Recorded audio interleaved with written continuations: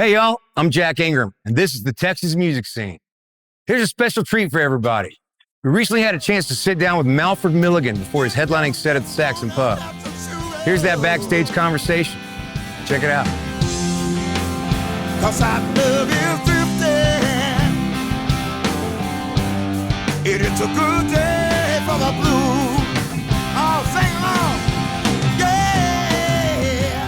I'm a practicing Buddhist. I chant Nam Myoho Renge Kyo.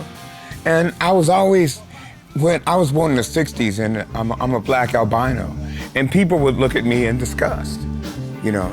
And so I wanted to find a way to, when I started chanting, I wanted to find a way to relate so people could relate to me like I was a human being. And so I started chanting to sing, and chanting to be in situations where I would sing and I would play with great musicians.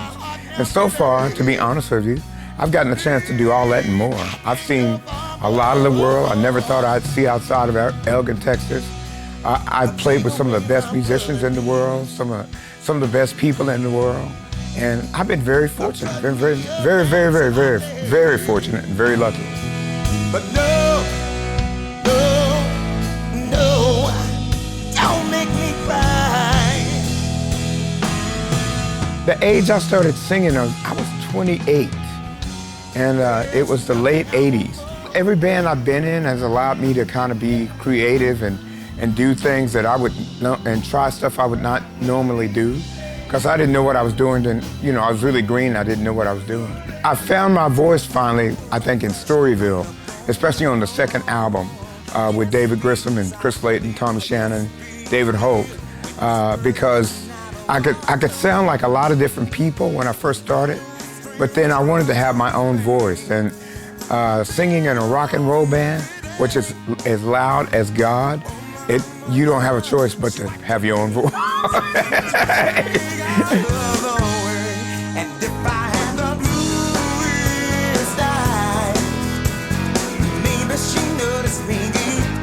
And the reason I met these people more or less is because of a man who was a staple here at the Saxon Pub. His name is Stephen Bruton. And Stephen was doing my first album, Bluest Eyes, and so he had a lot of different guys come in as session players. And I met Chris Layton and Tommy Shannon that way. And I think it was Fran's Hamburger Joint. They took me over and they said, we want to start a band with you, because I didn't really have a band. And I was blown away. That band was actually instrumental in teaching me how to front a band, because if I didn't learn how to do that really fast, those guys were going to run right over me. And it was not that they were just mean, it was just they were pro. They'd been hanging out with all these incredible people and singing in front of 25, 30, 100,000 people. And then here's this kind of green singer that they've taken under their wings, and they want me to lead this operation. And so I got started. I think the first year was kind of hit and miss for me, but on the second record, I discovered my voice. I discovered how to rock out and really lead that band and lead sing it.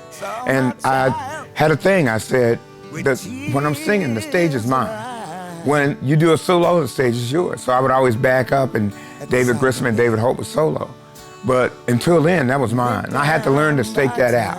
One of the things that my friend Stephen Bruton once told me, he said, once you play with great musicians, you ain't gonna want to go back. And he's absolutely right. Life will humble you.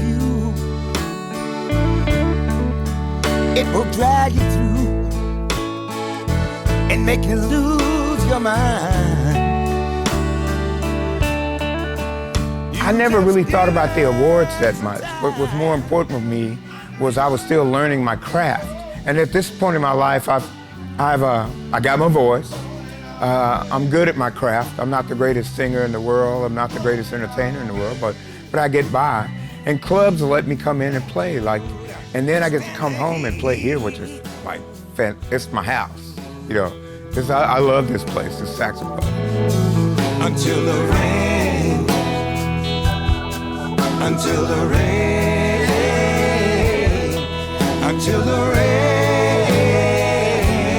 wash it away. When you get older, you have to do, it's like you count less on your physical prowess and more on your philosophical and your mental prowess. and you want to do things that make you happy when you're older. Because when you're younger, you're just like everything is, but now I just chill. That's my philosophy these days. I chill. I'm still a devout Buddhist. I chant Nam Myoho Renge Kyo every day. I practice Nichiren Buddhism every day. And I'm enjoying myself. And that's the most important thing for me right now in my latter years. I don't know how much I got left, but I'm having a good time.